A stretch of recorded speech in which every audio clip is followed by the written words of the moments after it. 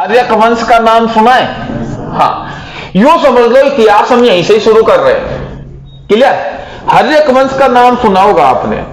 कोई बता सकता है हर्यक वंश का संस्थापक कौन था? कोई भी? हर्यक वंश का संस्थापक कौन था? कोई भी बता सकता है? राजस्थान पुलिस कांस्टेबल में भी आ चुका है ये क्वेश्चन, कोई भी बताएं। बिंबिसार या बिंदुसार? पिछली क्लास में अपन ने 2-3 बार जिक्र भी किया था कि बिंबिसार बिंदुसार जीके का क्वेश्चन इसलिए बना, देखना एक तो इतिहास, अरे कि इतिहास जीके अंतर, आपके इतिहास जीके आएगा नहीं कि इतिहास आएगा। क्लियर? इतिहास और इतिहास जीके फर्क है। संविधान और पॉलिटिकल जीके, विज्ञान और विज्ञान जीके, समझ गए ना? जनरल विज्ञान पढ़ना होता है आपको। तो यहां अपन बात कर रहे हैं इतिहास जीके की बात कर रहे हैं, सामान्य ज्ञान की बात कर रहे हैं अपन, या इतिहास की बात नहीं कर रहे हैं। अरे इतिहास कई स्टूडेंट्स हैं गहराई से पढ़ागा, अरे इतिहास पढ़वा लाग रहे जी को परीक्षा से कोई लेनो देनो को नहीं, समझ गए ना? हम इतिहास नहीं पढ़ रहे हैं, हम इतिहास जीके पढ़ रहे हैं। क्लियर? देखना मैं यहां ये कह रहा हूं हर्यक वंश है, इसमें यहां हर्यक वंश का संस्थापक था बिंबिसार। देखना मैंने कहा इसको क्वेश्चन जीके का क्यों बना दिया? क्योंकि 2 शासक थे, बिंबिसार और राजस्थान पुलिस का पेपर उठा के देखना, क्वेश्चन आए हुए हैं। बिंबिसार किस वंश का शासक और बिंदुसार है किस वंश का शासक, क्वेश्चन आता है। अभी आएगा, मैं दोनों के नाम बताऊंगा। अभी फिलहाल एक आ चुका है बिंबिसार। अच्छा, बिंबिसार आ गया। दूसरे नंबर पे यहां बात करें तो अजात शत्रु, हो गई बात। शासक और भी है, मैं सारी शासक की बात नहीं कर रहा हूं, 2-2 की बात कर रहा हूं। मैंने क्या कहा? मैं इतिहास नहीं पढ़ रहा हूं, इतिहास जीके पढ़ रहे हैं, इतिहास जीके पढ़ रहे हैं, इतिहास नहीं पढ़ रहे हैं अपन। अब देखना यहां पर हर्यक वंश के बाद आपको पता होना चाहिए दूसरे नंबर पे कौन सा शासक आया था, पता है? शिशुनाग वंश। शिशुनाग वंश, ऐसे सीजीडी में क्वेश्चन आ रहे हैं। दूसरे नंबर पे शासन आया था शिशुनाग वंश का। शिशुनाग वंश जो है इसका संस्थापक कौन था? स्वयं शिशुनाग था। और दूसरे नंबर का शासक कौन था? कालाशोक। देखना अभी और भी नाम आते हैं, लेकिन मैं सारे नाम नहीं बोलूंगा। क्यों? क्योंकि जीके, इतिहास जीके, कालाशोक। अच्छा जी, अब मैं यहां पर बात करूं, तीसरे नंबर पे शासन आया नंद वंश का। नंद वंश का संस्थापक कौन था भाई? बोला बोला महापद्म नंद। और दूसरे नंबर का घनानंद। घनानंद, दोनों के 2-2 शासक, सबके 2-2 शासक ही लिखे हैं ना मैंने। अच्छा, अब आपको पता होना चाहिए जब इनका शासन चल रहा था तो उसी समय हमारे भारत में कई तरह के धर्म फल फूल रहे थे। जैसे नाम सुना होगा आपने शैव धर्म, वैष्णव धर्म, लेकिन यहां पर हम बात करेंगे जैन धर्म और बौद्ध धर्म, जिसकी हम चर्चा कर चुके। इनके समय में ही हमारे भारत में जैन धर्म और बौद्ध धर्म फल फूल रहे थे। जैन धर्म और बौद्ध धर्म, जैन धर्म बौद्ध धर्म पढ़ा चुका हूं। इसका मतलब ईसा पूर्व की बातें पढ़ाई थी ना मैंने। भगवान बुद्ध का जन्म कब हुआ था, भगवान महावीर स्वामी का जन्म कब हुआ था। आपने कहा था महावीर स्वामी का जन्म 540 ईसा पूर्व हुआ था, तो इसका मतलब ईसा पूर्व की बात कर रहा हूं ना मैं। क्लियर? तो अब आपको पता चल गया कि ये जो नाम है ये ईसा पूर्व के नाम है। सन आइडिया लगा ना, ऑटोमेटिक आइडिया लग गया ना। अच्छा जी, फिर मैंने आपको यह बताया था कि बौद्ध संगीतियां हुई थी 4। एसएससी जीडी में क्वेश्चन आ रहे हैं। बौद्ध संगीतियां हुई थी 4, चारों बौद्ध संगीतियां मैंने लिखा दी है। या सुत्त पिटक, विनय पिटक, अभिधम्म पिटक के बारे में भी बात की थी। प्रथम बौद्ध संगीति में सुत्त पिटक और विनय पिटक का संकलन हुआ था। पिटक क्या है ये सब पढ़ा चुका हूं जो जीडी में क्वेश्चन आ रहे हैं। प्रथम बौद्ध संगीति कहां हुई थी, द्वितीय बौद्ध संगीति कहां हुई थी, पढ़ा चुका हूं। कब हुई थी ये भी पढ़ा चुका हूं। 400, अभी कल की तो बात है, 483 ईसा पूर्व प्रथम बौद्ध संगीति, 383 ईसा पूर्व द्वितीय बौद्ध संगीति। फिर मैंने यहां पर यह भी बताया था कि किसके समय में हुई थी, पढ़ाया था। प्रथम बौद्ध संगीति किसके समय में हुई थी, बोला? द्वितीय। अब देखना इतिहास का, यदि आपको यह क्रम याद है, परीक्षा में आ गया कि प्रथम बौद्ध संगीति किसके समय में हुई। फिर ऑप्शन दे रखे हैं, तो आप कहोगे प्रथम बोध संगीति घनानंद, ना अरे ये तो लास्ट का जी। प्रथम बोध संगीति तो शुरू से उठानो, तो शुरू में से उठानो पड़ेगा आपने। तो प्रथम बोध संगीति बिंबिसार, हाँ यार यो हो सकत है। प्रथम बोध संगीति दास, हाँ यार यो भी हो सकत है। प्रथम बोध संगीति ना ये तो कौन हो सकता है। आइडिया लगे ना, अपने को आइडिया लग जाता है। इतिहास यदि क्रम से पढ़ते तो आइडिया लग जाता है। अब मैं पूछूं कि पता ये प्रथम बोध संगीति किसके समय में हुई थी, तो आपको आइडिया लग गया कि प्रथम बोध संगीति पढ़ा चुके हैं अपन। प्रथम बोध संगीति तो प्रथम हो चुकी है। अब मैं यदि कहूं कि द्वितीय बोध संगीति अजातशत्रु ना, द्वितीय बोध संगीति बिंबिसार ना, द्वितीय बोध संगीति या, हाँ या हो सके अखिल हो सके आइडिया लगे ना। तो द्वितीय बोध संगीति, अब कोई कहे कि प्रथम बोध संगीति, अब कोई कहे कि द्वितीय बोध संगीति इसके समय में ना, तृतीय बोध संगीति इसके समय में ना, प्रथम द्वितीय याद हो गया। अब तृतीय बोध संगीति कोई भी कहे, हर्यवंश ना, बिंबिसार ना, अजातशत्रु ना, तृतीय पूछ रहा है शिशुनाग ना, कालाशोक ना, तीसरी बोध संगीति हाँ अठे हो सकत, अठे हो सकत। तो कर रहे हैं अपन हर्यक वंश, शिशुनाग वंश और नंद वंश। ये सीक्वेंस है, ये क्रम है। इसी क्रम में आपको ध्यान रखना है, हिस्ट्री में आपको क्रम ही याद रखना है। मैंने आपको यह कहा कि हर्यक वंश के 2 ही शासक के नाम लिखा है, शिशुनाग वंश के 2 शासक के नाम लिखा है, नंद वंश के 2 शासक के नाम लिखा है मैंने। क्लियर। अब देखना यहां पर मैंने आपको यह बताना चाह रहा हूं कि बोध संगीतियां कितनी हुई, 4, जो मैं पढ़ा चुका हूं। लेकिन मैं ये कह रहा हूं अगर सीक्वेंस से आपको याद है तो आप इजी वे में आप बोल सकते हैं कि प्रथम बोध संगीति किसके समय में हुई। यदि मैं कहूं कि प्रथम बोध संगीति नंदवंश के समय में हुई, आपको हजम नहीं होगा, आप कहेंगे नहीं सर गलत है, नंदवंश तो कैसे आएगा, प्रथम तो शुरू में आना चाहिए। तो ऐसे आप लोग आइडिया से भी क्वेश्चन करोगे तो सही जाएंगे। तो प्रथम बोध संगीति किसके समय में हुई, द्वितीय बोध संगीति कालाशोक के समय में। अब देखना तृतीय बोध संगीति हुई थी, इसके बाद शासन आता है, इसके बाद शासन आता है मौर्य वंश। किसका, मौर्य वंश। एसएससी में मौर्य वंश के क्वेश्चन आ रहा है, एक क्वेश्चन उठा रहा है मौर्य वंश। अब मौर्य वंश के संस्थापक थे चंद्रगुप्त मौर्य। बिंबी सार ऊपर आ गया तो यहां क्या आएगा, बिंदुसार और अशोक। देखना एसएससी में ऐसे क्वेश्चन उठा रहे हैं, उठाते भी हैं। तो ये सीक्वेंस याद हो गया ना। अब देखना तीसरी बोध संगीति किसके समय में हुई, सम्राट है अशोक के समय। एक सीक्वेंस याद हुआ तो आपको कोई कंफ्यूज करेगा तो भी आप कंफ्यूज नहीं होंगे कि नहीं प्रथम बोध संगीति उसके समय में हुई, सेकंड उसके समय में, थर्ड इसके समय में। आप इजी वे में बता सकते हैं। अब देखना तीनों बोध संगीति अपन बौद्ध धर्म में कर चुके हैं, यहां नहीं करनी अपने को चर्चा, मैं तो यहां पे क्रम बता रहा हूं। अब देखना जब हमारे भारत में इनका शासन चल रहा था, ईसा पूर्व की बातें, उसी समय हमारे भारत में जैन धर्म, बौद्ध धर्म, शैव धर्म और भी धर्म फल फूल रहे थे, जिनकी चर्चा अपन ने कर चुके हैं लास्ट क्लास में। जब हमारे भारत में इनका शासन था तो हमारे भारत में विदेशी भी आना शुरू हो गए थे, विदेशी भी आना शुरू हो गए थे। तो हमारे भारत में सबसे पहले विदेशी आए थे तो उनका नाम था ईरानी।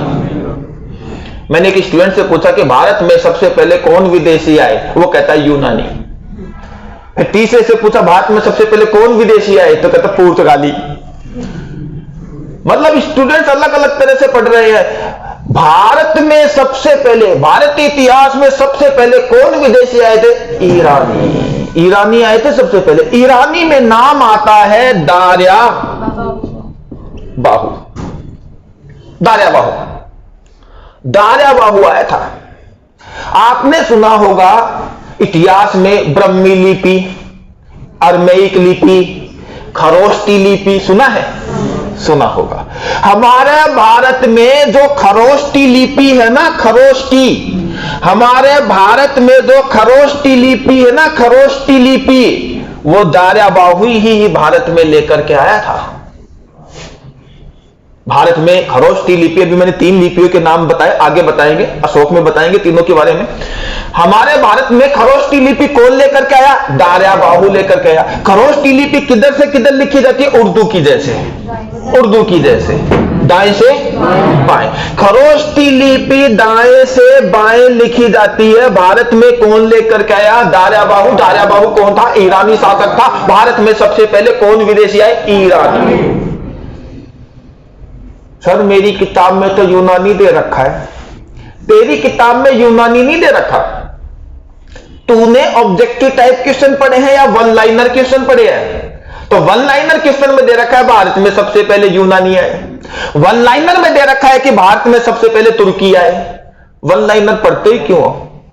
ऑब्जेक्टिव टाइप पढ़ते ही क्यों?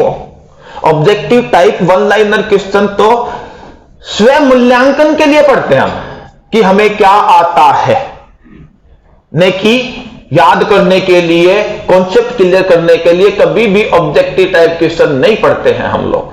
मत पढ़ा करो, जब तक बेस क्लियर न हो जाए तब तक ऑब्जेक्टिव टाइप। ऑब्जेक्टिव टाइप उसको बोलते हैं, ए बे से आते हैं ना, उसमें इसमें ए, इसमें बे, इसमें से, वो कभी मत पढ़ा करो जब तक आपकी तैयारी न हो जाए, उसके बाद पढ़ो, पहले नहीं। तो देखना, भारत में सबसे पहले कौन विदेशी आए? ईरानी। दूसरे नंबर पे आए थे सिकंदर, यूनानी। दूसरे नंबर पे आए थे यूनानी, और यूनानी में नाम आता है सिकंदर का। नाम सुना होगा, सिकंदर महान, सिकंदर। दूसरे नंबर पे यूनानी शासक आए।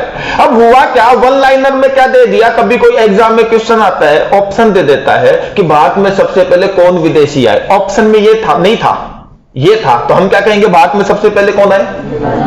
यूनानी। अच्छा, ऑप्शन में ये भी नहीं है, ऑप्शन में ये भी नहीं है।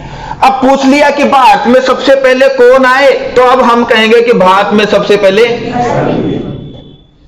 अब वन लाइनर पढ़ने वाले, ऑब्जेक्टिव टाइप पढ़ने वाले कंफ्यूज हो गए कि यार अरबी सही है या यूनानी सही है या ईरानी सही है। गड़बड़ उनके साथ ही हो रही है। तो आप क्यों पढ़ते हो ऑब्जेक्टिव टाइप? तरीके से पढ़ो, चलो कोई बात नहीं। क्या आप उस अरबी शासक का नाम बता सकते हैं? मोहम्मद बिन कासिम। अब देखना, ये भी नहीं है ऑप्शन में, ये भी नहीं, ये भी नहीं, ये भी नहीं, और ही 4 ऑप्शन है। अब प्रश्न होता वो यह कि भारत में सबसे पहले कौन विदेशी शासक आया। अब हमें क्या करना पड़ रहा है? तुर्की। अब आप कहोगे सर किताब कौन सी सही है? किताब तो बढ़िया वाली पढ़ता हूं मैं। तो बढ़िया वाली किताब पढ़ते हो, बढ़िया वाली किताब में सारे ही सही है। हमें प्रश्न देख करके, ऑप्शन देख करके उत्तर करना है। क्या करना है? रटना नहीं है। मेरे चित्र से याद है, स्टूडेंट्स के एग्जाम में क्वेश्चन आया, लाल किला कहां है। अधिकतर स्टूडेंट्स गलत कर आए क्वेश्चन को। गुरुजी दिल्ली में है, दिल्ली ऑप्शन ही नहीं दे रखा, तो लाल किला को ये क्या है? क्या सारे लाल किले पढ़ो भारत के, तभी तो सही करोगे। उसमें आगरा दे रखा था, कुछ नहीं करके आया, तो मेरे को दिल्ली में ही है और तो कहीं है ही नहीं। अरे बहुत सारे लाल किला है। तो आप लोग अगर रटेंगे तो क्वेश्चन गलत करेंगे, कोई बात नहीं। देखना, मैं ये कह रहा हूं, ये सीक्वेंस फिर याद हो गया विदेशियों का। अभी और भी आगे तक जाएगा क्रम, अभी शुरुआत है। भारत में सबसे पहले कौन विदेशी आए? ईरानी। शासक का नाम? दार्याबाहु। खरोष्टी लिपि कौन लेकर के आया? दार्याबाहु। खरोष्टी लिपि लिखी जाती है दाएं से बाएं या बाएं से दाएं? दाएं से बाएं। भारत में सबसे पहले कौन विदेशी शासक आया? नाम? सिकंदर। देखना, जब सिकंदर भारत आया था, आया था 326 ईसा पूर्व। इसकी डेट कई बार पूछते हैं। 326 ईसा पूर्व जब ये भारत आया था तो इसने पोरस के साथ युद्ध किया था। किसके साथ युद्ध किया था? पोरस के साथ।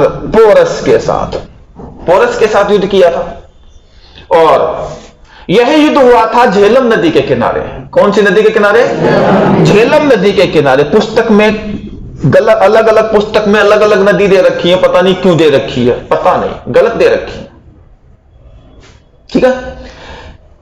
झेलम नदी के किनारे जब ये युद्ध हुआ था, झेलम नदी का वैदिक कालिक, वेद पढ़ा चुका हूं? अरे वेद पढ़ा चुका हूं। वैदिक कालिक नाम बताओ। वितस्ता। तो इसको हम क्या बोलेंगे? झेलम को वितस्ता। इसका एक नाम और बताया होगा मैंने, हेड़ा स्पीच। अब देखना, सिकंदर व पोरस की युद्ध कब हुआ था? 326 ईसा पूर्व। बताइए हेड़ा स्पीच का युद्ध कब हुआ था? 326 ईसा पूर्व। बताइए वितस्ता का युद्ध कब हुआ था? 326 ईसा पूर्व। बताइए झेलम का युद्ध कब हुआ था? 326 ईसा पूर्व। हेड़ा स्पीच का युद्ध किस किस के बीच में हुआ? सिकंदर व पोरस के बीच में। झेलम का युद्ध किस किस के बीच में हुआ? सिकंदर व पोरस के बीच में। वितस्ता का युद्ध किस किस के बीच में हुआ? सिकंदर व पोरस के बीच में। विजय किसकी हुई? सिकंदर की। विजय तो धोखे से हुई थी। ये विदेशी आते थे, धोखा करते थे, युद्ध करते थे धोखे से। इतिहास गवाह है, भारत के जितने भी बड़े बड़े वीर हैं, इतिहास में लिखा हुआ है, धोखे से हारे थे। हमारे राजपूत ऐसे थोड़ी थे भारत के, विदेशी धोखा करते थे। गोरी कम धोखा करता था, रात को युद्ध कर देता था, मौका देख के युद्ध करते थे। तो सारे विदेशी थे, अफगान थे, जो भी थे, धोखे से युद्ध करते थे। बाबर भी आया था, धोखे से युद्ध किया था। धोखे थे, छल कपट। अंग्रेज भी धोखे से ही गुलाम बनाया इन्होंने, कोई बात नहीं। सिकंदर है, लेकिन पोरस की बहादुरी को देख करके सिकंदर के सैनिक तो भाई हिल गए। आगे मत चलो, आगे चिनाब नदी बहुत ना, कई नदी पड़ रही जी, नाम नदी को ले दिया। जबकि अनकी वीरता देख रहे ने सोचा कि आगे बढ़ बस ठीक को ना, उसका पाचे चल गो, चलो कोई बात नहीं, है ना, कोई बात नहीं। अरबी तुर्की, तुर्कियों में यहां पर देखना दो कंफ्यूजन है आपके सामने। एक तो मैं बोल रहा हूं गजनवी और एक बोल रहा हूं गोरी। कोई बता सकता है तुर्क राज्य के संस्थापक कौन थे? अधिकतर स्टूडेंट गजनवी बोलते हैं। तुर्क राज्य का संस्थापक गोरी था। क्यों भाई गजनवी क्यों नहीं था? गजनवी को इतिहास का लुटेरा मानते हैं, लुटेरा, शासक नहीं मानते, इसलिए संस्थापक गोरी को। पढ़ेंगे हम, चिंता नहीं करें, तो मैं ढांचा बना रहा हूं, खाका। देखना वापस से, हमारे भारत में हर्यक वंश था, शिशुनाग वंश था, नंद वंश था, मौर्य वंश था, आगे हो रहेगा गुप्त वंश वगैरह वगैरह वगैरह। हर्यक वंश, शिशुनाग वंश, नंद वंश, मौर्य वंश। एसएससी में मौर्य वंश, नंद वंश में से क्वेश्चन आ रहे हैं। ब्राह्मण साम्राज्य के क्वेश्चन आ रहे हैं, दक्षिण भारत के शासक के वहां से क्वेश्चन आ रहे हैं। जैन धर्म, बौद्ध धर्म, क्वेश्चन आते हैं सभी एग्जाम में। भारत में सबसे पहले ईरानी शासक आए, यूनानी शासक आए, अरबी आए, तुर्की आए। एक क्रम याद रखना है, ठीक है ना, एक क्रम, ये सीक्वेंस याद रखना है। देखना बोर्ड पे जगह कम है, ये सीक्वेंस अभी और जाएगा नीचे की साइड में, समझ रहे हैं ना। तो इतना सीक्वेंस तो उतारो, फिर पढ़ाना शुरू करेंगे अपन। ये सीक्वेंस एक खाका है, एक ढांचा है इतिहास का, ये तो उतारो, फिर अपन आगे चलेंगे। मौर्य वंश, ये 328 से लेकर के 184 ईसा पूर्व की घटनाएं हैं। सनात से नहीं पूछेंगे, सनात से नहीं पूछेंगे। क्लियर? करे शुरू करो। देखना, नंद वंश का एक प्रतापी शासक था घनानंद, बहुत प्रतापी था। प्रतापी का मतलब समझ गए, पराक्रमी। बहुत प्रतापी शासक था घनानंद। ये घनानंद गरीबों को भोजन करवा रहा था, पंडितों को भोजन करवा रहा था, अपने दरबार में बैठा करके अपने हाथों से। एक सम्राट अपने हाथों से भोजन करवा रहा था। उन्हीं ब्राह्मणों के बीच में एक काला गंदा कुरूप ब्राह्मण भी भोजन कर रहा था। जब ये अपने हाथ से भोजन करा रहा था तो उसकी शक्ल देखी तो इसने समझा कि ये तो मेरा अपमान हो गया, मैं एक सम्राट और इतने गंदे ब्राह्मण को अपने हाथों से भोजन करवा रहा हूं। और इसने उस ब्राह्मण का अपमान कर डाला भरी सभा में, सबके सामने। जब अपमान कर दिया सबके सामने तो भाई उस ब्राह्मण ने उसी समय अपनी चोटी में गांठ लगाई और प्रतिज्ञा की कि मैं घनानंद का ही नहीं, नंद वंश का ही अंत कर दूंगा। बता, छोटी सी बात पर कितना बड़ो प्रण ले लियो कि मैं गणानंद का ही नहीं, नंद वंश का ही अंत कर दूंगा। इसी प्रतिज्ञा के फलस्वरूप ये ढूंढ के लाया किसी एक लड़के को, छोटे से बालक को। वो बालक कौन था, कहां से आया, किसी को नहीं पता। इतिहासकारों के मत हैं अलग अलग। इतिहास पढ़ने वाले पढ़ेंगे कि इस विद्वान का यह मत है, इस विद्वान का यह मत है, इस विद्वान का यह मत है। लेकिन सभी विद्वान यह मानते हैं कि यह निम्न वर्ण से था। निम्न वर्ण का मतलब मैंने आपको वर्ण 4 बताए थे, कौन कौन से? वैदिक काल में बताए थे, ब्राह्मण, क्षत्रिय, वैश्य और शूद्र। तो ये निम्न वर्ण से था माना जाता है, अधिकतर विद्वानों के मत है। तो ये तो क्लियर हो चुका है कि निम्न वर्ण से था। निम्न वर्ण यानी कि शूद्र था वो बालक। और उस बालक का नाम था चंद्रगुप्त मौर्य, शूद्र। यह कई बार क्वेश्चन आता है कि चंद्रगुप्त मौर्य था, निम्न वर्ण भी आता है ऑप्शन में, शूद्र भी आता है। तो चंद्रगुप्त मौर्य शूद्र था। कौन लेके आया था इसको? वो काला गंदा कुरूप ब्राह्मण जिसका नाम था, बोलो। अब फिर गलती कर रहे हैं आप, अब फिर गलती कर रहे हैं। न चाणक्य बोलोगे न कौटिल्य बोलोगे, आपको बोलना है विष्णु, क्योंकि ऑप्शन में ऐसे आएगा विष्णु गुप्त, विष्णु दत्त, विष्णुधर, विष्णु शर्मा। Hello, confuse? तीनों बता दिए, अच्छी बात है। लेकिन परीक्षा में यह पूछेगा, देखना, चंद्रगुप्त मौर्य का जो गुरु था उसका नाम था विष्णु गुप्त। देखना, अब स्टूडेंट बैठे नहीं रहे, साथ के साथ लिखते चले, क्योंकि मैं अब बोर्ड को साफ कर दूंगा, क्योंकि यही मेरी पढ़ाने का सिस्टम यही है। नए स्टूडेंट्स को बता रहा हूं, साथ साथ लिखते चले कि क्या लिख रहा हूं, क्या पढ़ा रहा हूं। मैं अब लिखाता नहीं हूं, मेरी सबसे बड़ी कमी यही है कि मैं लिखाता नहीं हूं कि मैं बच्चों को, क्योंकि लिखाना, बोल के लिखाना सबसे गलत कला है।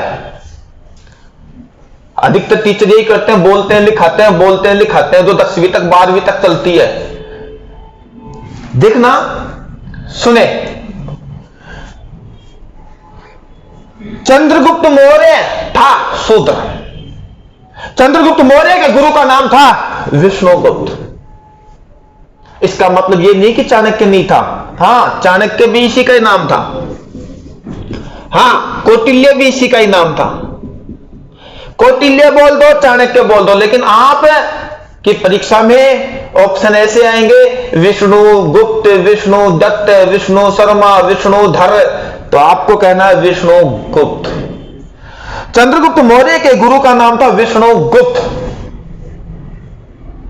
अब देखना, यहीं पर बात करेंगे चंद्रगुप्त मौर्य। देखना, ये जो चंद्रगुप्त मौर्य था, गुरु चाणक्य, चाणक्य नीति आप जानते ही हो, इसने लगभग पूरे भारत में शासन कर रखा था। लगभग पूरे भारत में शासन था इसका। इससे लोग डरते थे क्योंकि इसके पास इतनी सेना थी, किसी भी राज्य को आसानी से रोंद डालता था। इसकी सेना को डाकुओं की सेना भी कहते हैं। इसकी सेना को डाकुओं की सेना की, भाई इतना खौफ था लोगों में। इतिहास गवाह, इतिहास बताता है कि सबसे पहला अंतरराष्ट्रीय युद्ध इसी ने ही किया था।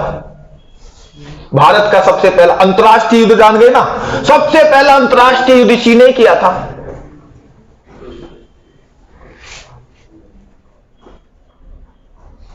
याद है? यूनान का शासक है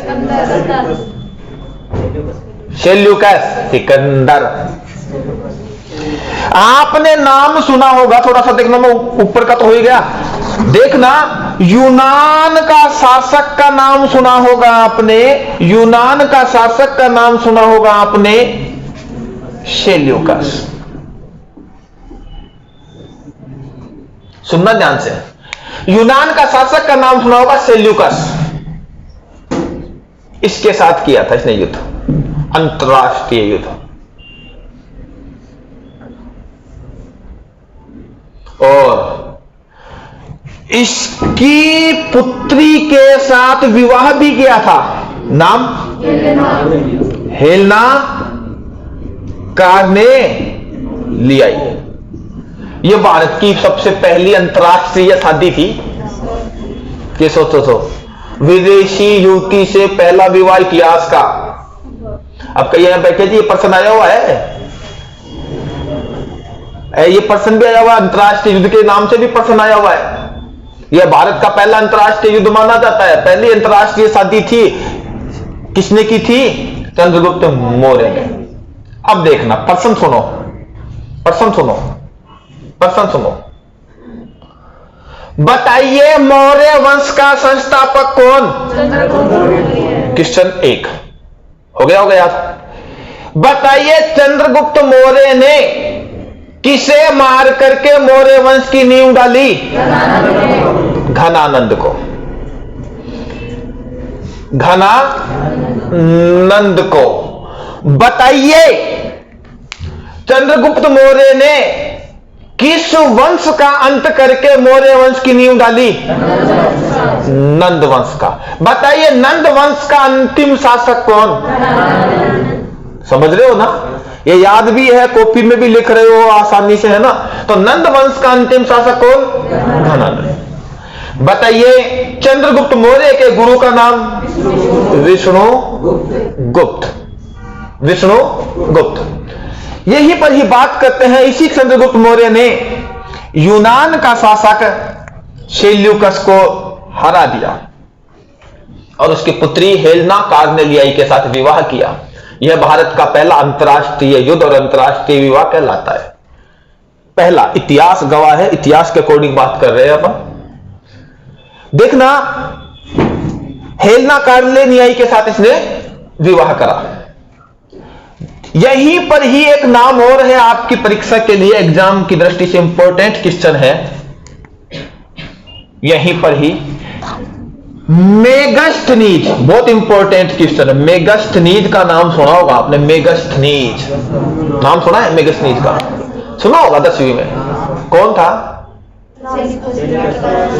यूनान का शासक सेल्यूकस का राजदूत।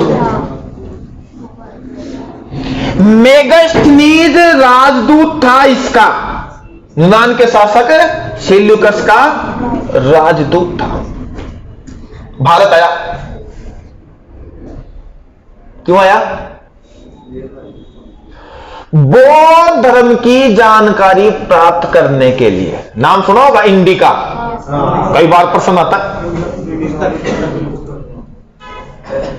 ये भारत क्यों आया मेगास्थनीज? तो आपको नोट करना है, मेगास्थनीज भारत आया बौद्ध धर्म की दीक्षा, बौद्ध धर्म की जानकारी प्राप्त करने के लिए, बौद्ध धर्म की जानकारी प्राप्त करने के लिए आया, बौद्ध धर्म की जानकारी लेने के लिए आया था लीस ने।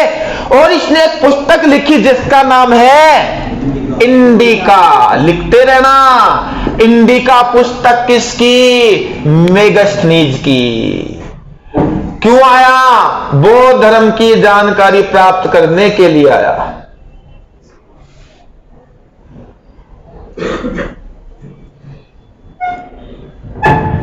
हो गया? अरे हो गया क्या? हो गया। अब देखना,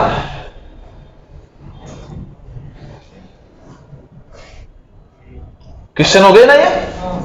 हाँ, अब देखना,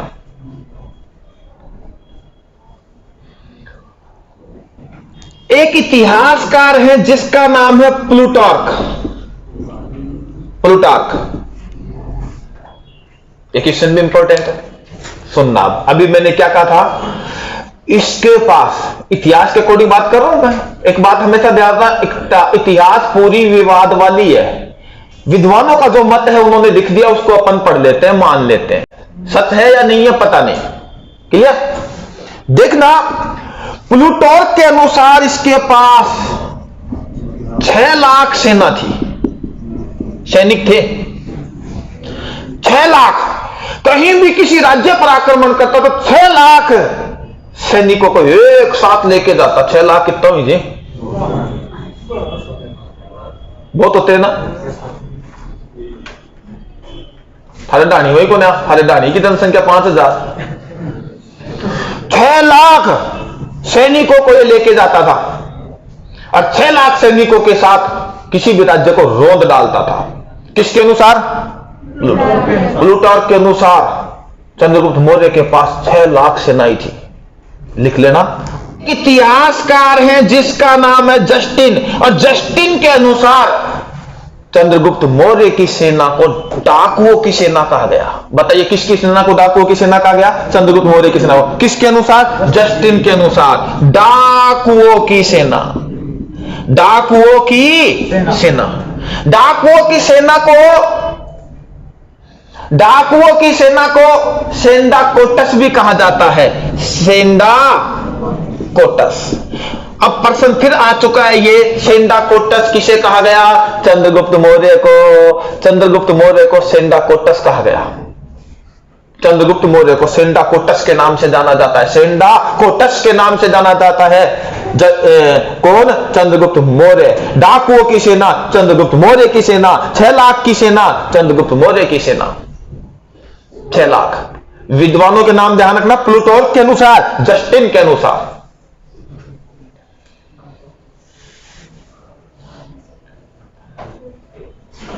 आरएएस में एक प्रश्न आया था, गिरिनार पर्वत किस राज्य में है? वो गोल में पढ़ते हो आप। गिरिनार, एसएससी जीडी में प्रश्न आया था, गिरि राष्ट्रीय उद्यान। गिरि राष्ट्रीय उद्यान कहां है भाई? याद हो गया होगा, गिरिनार पर्वत कहां है? हो गया। गिरिनार पर्वत गुजरात में, उसके ऊपर एक झील है सुदर्शन झील। सुदर्शन किसने बनवाई? चंद्रगुप्त मौर्य। लिख लेना, लिख लेना। गिरिनार पर्वत पर सुदर्शन झील बनवाई चंद्रगुप्त मौर्य ने। चंद्रगुप्त मौर्य ने बनवाई सुदर्शन झील। गिरिनार पर्वत पर सुदर्शन झील बनवाई चंद्रगुप्त मौर्य ने।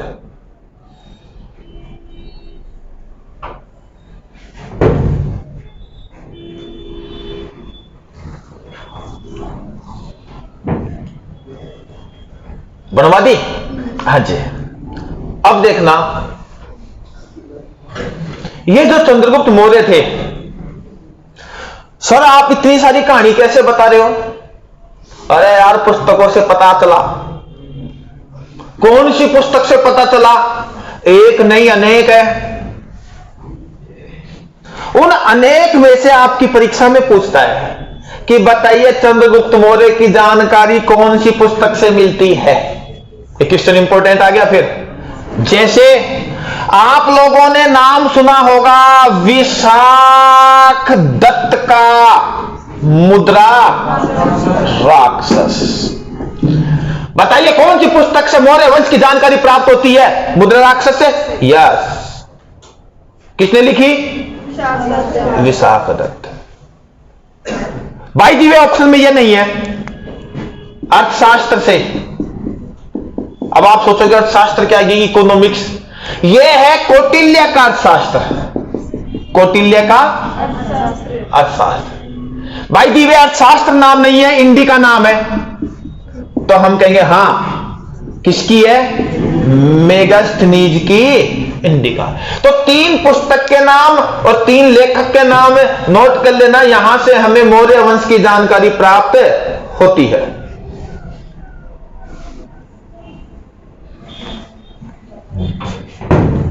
हो गया।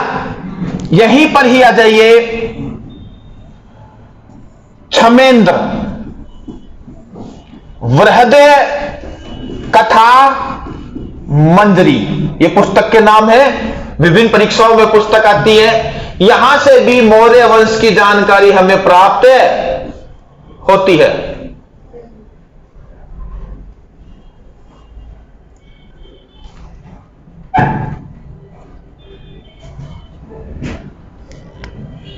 फिर आ जाइए पतंजलि। रामदेव मत बोल। महाभाष्य, महाभाष्य एक पुस्तक है जो पतंजलि ने लिखी थी। आयुर्वेदाचार्य पतंजलि उसने लिखी थी। यहां से भी मौर्य वंश की जानकारी प्राप्त होती है। और एक कल परसों पढ़ाया था मैंने जैन धर्म बौद्ध धर्म में, जैन धर्म में बताया था, कल्प सूत्र पढ़ाया था कि नहीं? कल्प सूत्र किसने लिखी? कल पढ़ाया था जैन धर्म में। तो नोट करना है, भद्रबाहु के कल्प सूत्र से भी हमें मौर्य वंश की जानकारी प्राप्त होती है। ये किताब है और कुछ पुस्तकों के लेखक के नाम है, वो आपको लिखने हैं, परीक्षा में पूछता है। हो गया? और भी बहुत सारी पुस्तक है, सारी नहीं लिखा रहा, 4-5 और है। वापस से बताइए, मौर्य वंश की जानकारी महाभाष्य से मिलती है? यस। वृद्ध कथा मंजरी से? यस। मुद्रा राक्षस से? यस। अर्थशास्त्र इंडिका कल्पसूत्र से? यस। लेकिन मेरी नजरों में ये 3 अति इंपॉर्टेंट है, मुद्रा राक्षस, अर्थशास्त्र और इंडिका। 3 ज्यादा इंपॉर्टेंट है। यहां पर एक क्वेश्चन आप लोगों को कांस्टेबल टाइप के एग्जाम में क्वेश्चन और पूछता है, क्या अर्थशास्त्र में किसका उल्लेख है? हाँ? किसका शासन? चंद्रगुप्त मौर्य। तो अर्थशास्त्र में अर्थशास्त्र की बातें नहीं है, अर्थशास्त्र में शासन प्रणाली है। किसकी? चंद्रगुप्त मौर्य की। तो अर्थशास्त्र इंपॉर्टेंट है, ये बात यहां ब्रैकेट में लिख लेना। चंद्रगुप्त मौर्य की शासन प्रणाली है इसमें, न कि कोई आर्थिक बातें हैं। लिख लेना, चंद्रगुप्त मौर्य की शासन प्रणाली के बारे में बताया गया है अर्थशास्त्र में। चंद्रगुप्त मौर्य की शासन प्रणाली के बारे में बताया गया है अर्थशास्त्र में। चंद्रगुप्त मौर्य की शासन प्रणाली के बारे में बताया गया अर्थशास्त्र में।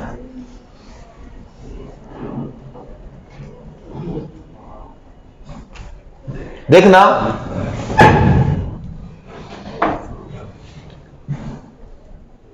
आपके एग्जाम में क्वेश्चन आता है, श्रवणबेलगांव नाम सुना होगा, इंपॉर्टेंट क्वेश्चन बनता है। श्रवणबेलगांव कहां है? ये सही बता।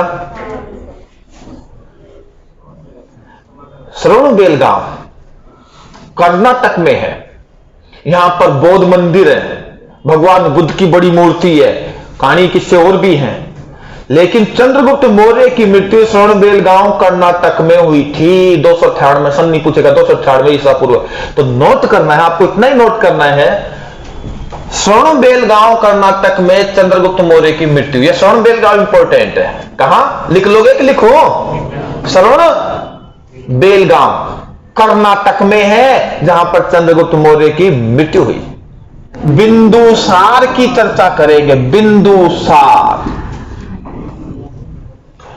इसका एक नाम और है मित्रघात। देखना, बिंदुसार नाम कैसे पड़ा इसका पता है आपको? संजय नहीं पता? आपको पता है? सचिन नहीं पता? आपको तो पता है, नहीं पता? ओल्लो कोई नहीं, कौन बेरो?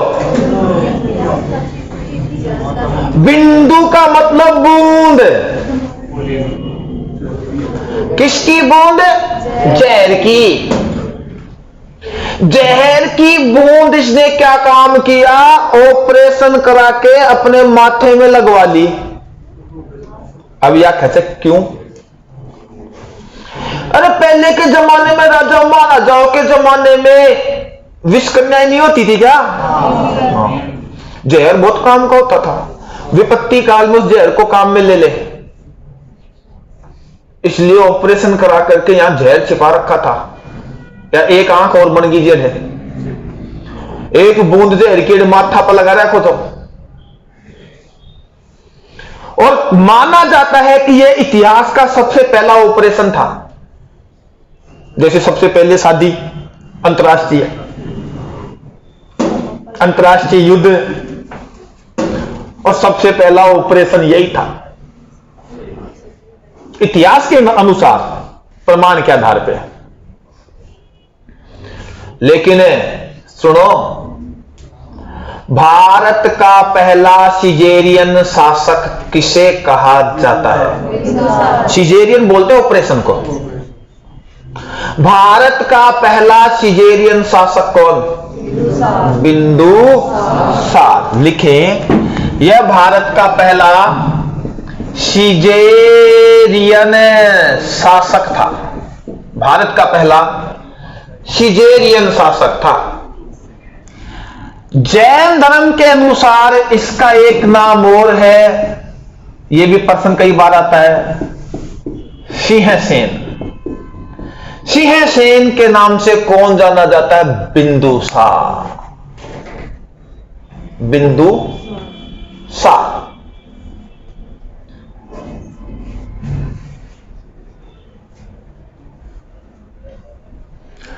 अब देखना इंपॉर्टेंट क्वेश्चन, चंद्रगुप्त मौर्य ने कौन सा धर्म अपनाया था? जैन। लिख लेना, वहां नहीं लिखा था। चंद्रगुप्त मौर्य ने जैन धर्म अपनाया था, तो बताइए बिंदुसार ने कौन सा धर्म अपनाया था? शैव। और अगला शासक अशोक, उसने बौद्ध। ये ध्यान रखना, तीनों के बारे में पूछता है। चंद्रगुप्त मौर्य ने जैन धर्म अपनाया था, बिंदुसार ने शैव धर्म, और सम्राट अशोक ने बौद्ध धर्म। एसएससी में आया था मौर्य वंश का अंतिम शासक, आएगा वो भी। देखना, नोट करें, बिंदुसार ने शैव धर्म अपनाया था। इंपॉर्टेंट क्वेश्चन हो गए दोनों धर्म। अच्छा, बताइए चंद्रगुप्त मौर्य के दरबार में कौन यूनानी राजदूत भारत आया? मेगास्थनीज। बताइए बिंदुसार के दरबार में कौन यूनानी शासक भारत आया? डाइमेकस। नाम सुना होगा, डाइमेकस। नहीं सुना तो सुनना पड़ेगा। डाइमेकस लिखना है, इसके दरबार में आया डाइमेकस।